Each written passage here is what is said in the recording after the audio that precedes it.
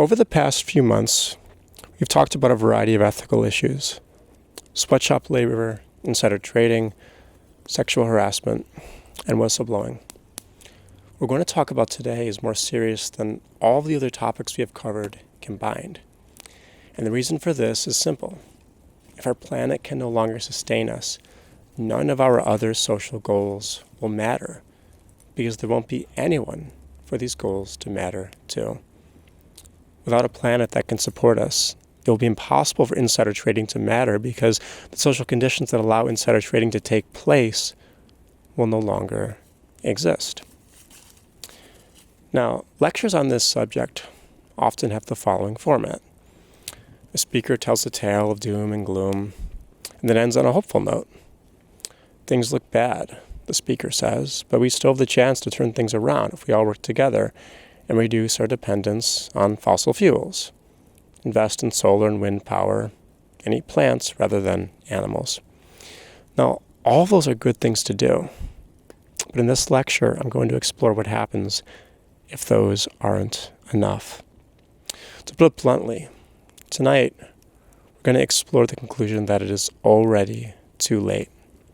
The conclusion that within your own lifetime, society will collapse, and you'll be thrown into a world of starvation, destruction, migration, disease, and war. Jem Bendel puts the point like this. With the power down, soon you wouldn't have water coming out of your tap. You'll depend on your neighbors for food and some warmth. You'll become malnourished. You won't know whether to stay or go. You will fear being violently killed before starving to death. Now, at the time that I'm recording this lecture, things are tough for a lot of people. In the midst of a global pandemic that has shut down economies, killed over 1.5 million people, and put many of our individual and collective projects in jeopardy. But for most of us, things are going exceptionally well in comparison to the description that I just read.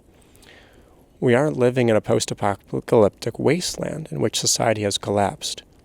So, you might ask, how do we get from where we are today, when things are comparatively really good, to such a drastic conclusion? What does the path look like? Now, in describing the path, I'm going to be borrowing from the work of Dr. Jem Bendel in his paper, Deep Adaptation. It's free, and you can Google it if you want the full picture, and I'd actually highly recommend that you do that. Now, Dr. Bendel begins by noting that the global ambient temperature is rising. 17 of the 18 warmest years in the 136-year record have occurred since 2001. In the Arctic, there's been an increase of 3.5 degrees Celsius in average temperature since we began keeping records. The increase in temperature has been well publicized, so I'm going to move on and talk about sea ice. Now, in the Arctic, there has been a dramatic loss in sea ice due to increasing temperatures. 13.2% of sea ice has disappeared every decade since 1980, and 2/3 of ice cover has disappeared by 2018.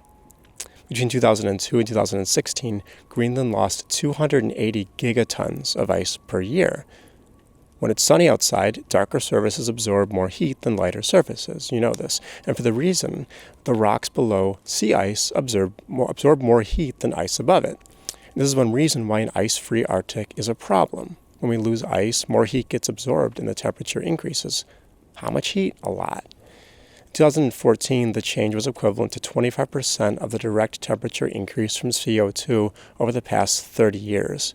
So what this means, as Dr. Bendel puts the point, is that we could remove a quarter of the cumulative CO2 emissions of the last 3 decades, and it would already be outweighed by the loss of reflective power of the Arctic sea ice. Now, when we lose ice, we don't simply lose ice. We lose the reflective property that ice brings, which leads to higher temperatures and more ice loss. And the cyclical nature of this effect is important because it is part of the reason why global temperatures will continue to rise even if the political will to decrease carbon emissions suddenly materializes across the world. Now, unfortunately, there are more cycles. So deep in the ocean, on the Arctic seafloor, there are compounds called methane hydrates. Methane is trapped inside of a crystalline structure that is similar to ice.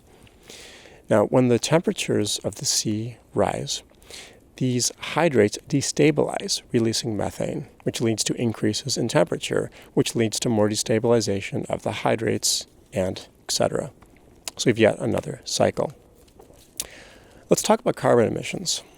So in 2013, the Intergovernmental Panel on Climate Change, the IPCC, agreed that the world must keep anthropogenic emissions below a total of 800 billion tons of carbon in order to keep average temperatures below 2 degrees Celsius of global average warming.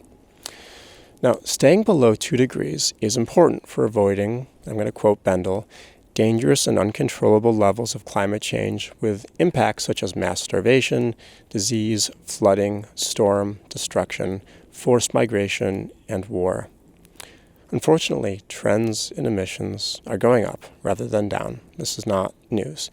But we're not on a path that leads to our staying within the 800 billion tons of carbon. We're already seeing impacts on storm, drought, and flood frequency and strength. And more temperature increases will only exacerbate these problems. And what's more, our crop yields are going to suffer, leading to starvation. So, over the past century, crop yields have been reduced by 1% to 2% per decade, and these effects are expected to get worse. So here's a couple of predictions from the scholarly literature. Declines in rice, wheat, and corn in China by 36.25%, 18.26%, and 45.10%, respectively, by the end of the century. 6 to 23% decline in wheat yield in India by 2050, and a 15 to 25% reduction in the wheat yield in India during the 2080s.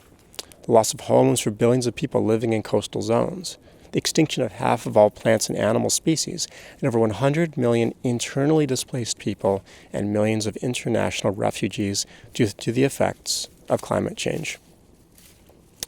So one way of summarizing what I just said is we're completely fucked. So what do we do about it? Well, one possible response is denial, and Bendel describes two different kinds of denial: interpretive denial and implicative denial. So if we accept the conclusion, but then interpret them in ways to try to make them feel safer, we're engaging in interpretive denial. For example, you might consider that you'll die in some way or another anyway, and so a climate change-fueled apocalypse is not actually that much of a change for you in the long run. Now, if your response instead is to keep busy with tasks that don't force you to fully assess the situation, you sign online petitions, you use paper rather than plastic bags, or you shame people who fly in airplanes, you're engaging in something called implicative denial. You're doing something while actually seriously confronting the reality of our predicament. Now, there's a lot of reasons why we engage in denial. Sometimes reality is scary. It's easier for us if we pretend that everything is going to be okay. Also, our institutions are built in ways that discourage exploration of the inevitability of societal collapse. If you're running a large environmental charity, you're responsible for maintaining an enormous infrastructure. You have to raise funds from donors to pay your staff. And talking about the inevitability of societal collapse due to climate change isn't helpful for raising funds. Instead, what pays is to pick some targets that you can reach in order to sell a narrative of success to your donors. Now, let's move beyond denial and explore some other options. First, let's get clear about what exactly it is that we're talking about. What's the conclusion? Now, obviously, we don't know what the future holds. It's worthwhile to clarify what some of the possible outcomes are so we can explore their implications. Now, one possibility is the complete extinction of our human race. And there's lots of possible scenarios that lead to this. So, for example, Dr. Guy McPherson thinks that we are facing runaway climate change that will lead to methane release from the seafloor, which will lead to rapid collapse of societies, which will lead to multiple meltdowns of nuclear power stations around the world, which will ultimately culminate in our extinction. Well, that's the worst case scenario. A slightly better scenario, well, it's that we'll face a catastrophe.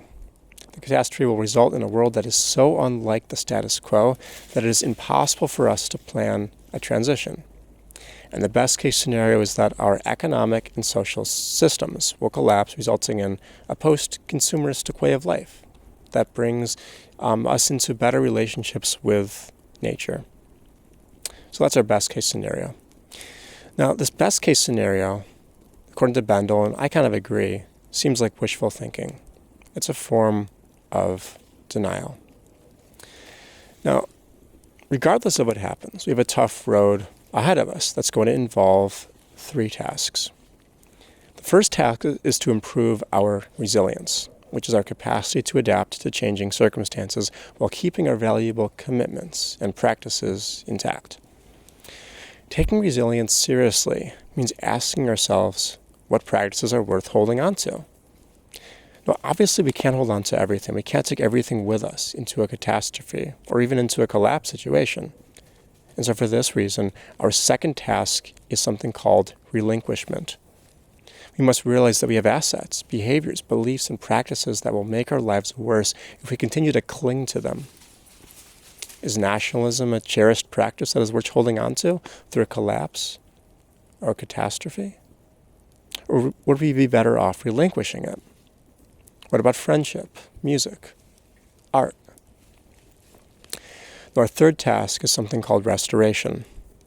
Our hydrocarbon lifestyle has destroyed many approaches to organizing collective life that are more conducive to a mutually beneficial relationship with the natural world. And restoration can help us navigate a collapse or a catastrophe by bringing some of that back. We can change our diets to match the seasons. We can learn to play without electronics and rewild landscapes. Now, no matter what we do, nothing can guarantee that we will escape climate change-fueled extinction, catastrophe, or collapse. It's too late for that. Resilience, relinquishment, and restoration can help us make things less bad or give us more time. They're worth doing even if they only extend our lives by a few years. Now, this is my final lecture for the fall of 2020 semester, and I chose to end on it because I think that it is the most important. The other lectures we covered are important. They're certainly more important than the project of rearranging the deck chairs on a sinking ship. To a child working in a sweatshop right now, the question of sweatshop labor is of most importance. But the possible extinction, collapse, or catastrophe puts absolutely everything else into perspective. Now, what I want you to do right now, what I want to do is offer you an invitation to re-examine your life and the choices you're making in light of the tasks that we will have to take up as a species. Are you on a career path that leads only to the perpetuation of practices that we will have to relinquish in order to see the other side of a social collapse? Are you promoting fast fashion, disposable electronics with planned obsolescence, and environmentally devastating diets that rely on the mass slaughter of billions of sentient individuals every year? Or are you on a path that fosters resilience? Are you building something that will be worth holding on to when the lights go out and the tap runs dry? Will your career choices help extinguish the last glimmer of hope for a long-term mutually beneficial relationship with the natural world? Or will they help us move forward towards restoration? Finally, do your choices stand up to scrutiny from a perspective that has accepted the inevitability of human extinction? If you learned that decades before what would otherwise have been the end of your natural life, our whole species will go extinct, would you continue along your current path or make a change?